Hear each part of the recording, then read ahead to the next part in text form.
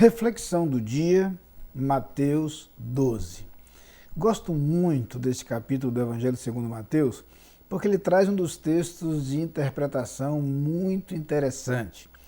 É nesse capítulo que Mateus conta do momento quando Jesus age na expulsão de demônios, é mal interpretado por alguns líderes religiosos que chegam a dizer que ele expulsa demônios pelo príncipe dos demônios.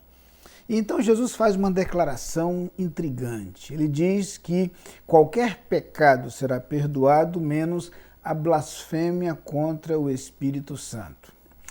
A interpretação desse texto é interessante porque, para que cheguemos a ela, é necessário lançar mão de algumas regras e dicas de interpretação, alguns princípios de interpretação. Eu diria que, na verdade, a mais interessante regra de interpretação bíblica é aquela que estabelece que qualquer texto deve ser interpretado à luz do que a Bíblia como um todo diz sobre esse assunto. Isto porque textos isolados, interpretados de forma literal, podem levar a um entendimento equivocado de algumas verdades, sobretudo porque o vocabulário de um texto escrito há tantos séculos atrás, numa língua distante, certamente pode nos levar a incorrer em erros. Portanto, é preciso encontrar a coerência presente nas Escrituras para que um texto possa ser adequadamente entendido. Daí o papel da hermenêutica bíblica e dos princípios de hermenêutica aplicados no trabalho de entendimento do texto.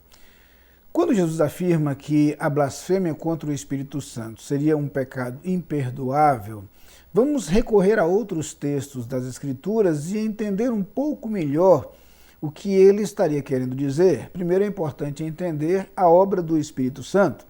E quando pensamos naquilo que o Espírito Santo age ou faz na vida do homem, mesmo antes de ele conhecer a Cristo, entendemos, de acordo com o próprio Senhor Jesus, que o Espírito Santo é quem convence o homem do pecado, da justiça e do juízo. Portanto, cabe ao Espírito Santo abrir a porta do coração do homem para a necessidade da salvação e, por conseguinte, para a busca da salvação em Cristo Jesus. Já temos aí uma boa indicação, uma boa dica da interpretação adequada desse texto.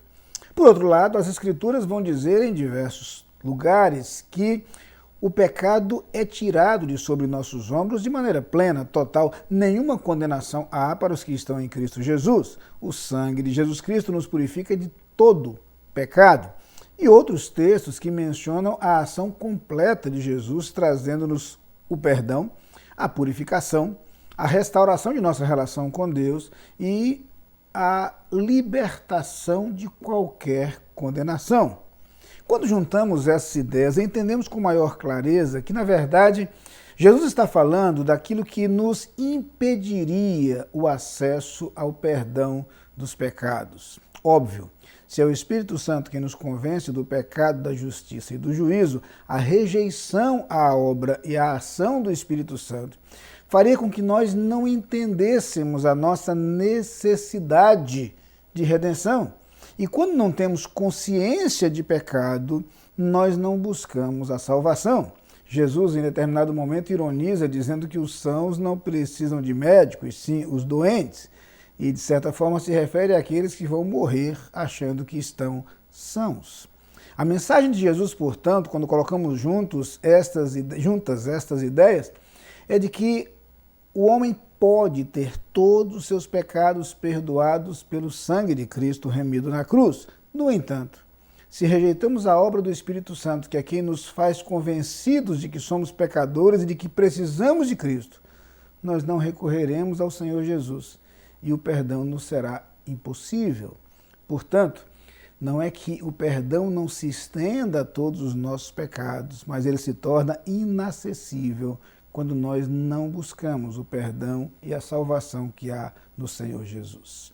Há, portanto, aqueles que entendem que são pecadores e que precisam de Cristo e o recebem. E para estes, o sangue de Cristo os purifica plenamente. E aqueles que não reconhecem a ação do Espírito Santo, não se percebem pecadores ou não buscam a salvação em Cristo Jesus. E para estes, a salvação é impossível. Neste sentido, Esse é um pecado que não tem perdão, porque não haverá esperança para aqueles que deixam de reconhecer o seu pecado, para aqueles que deixam de receber a Jesus como seu Salvador. Portanto, isto não nos atinge se reconhecemos que somos pecadores e buscamos o perdão em Cristo Jesus. A estes está assegurada a promessa: o sangue de Jesus Cristo nos purifica de todo pecado e, portanto, nenhuma condenação há para os que estão em Cristo Jesus. Amém.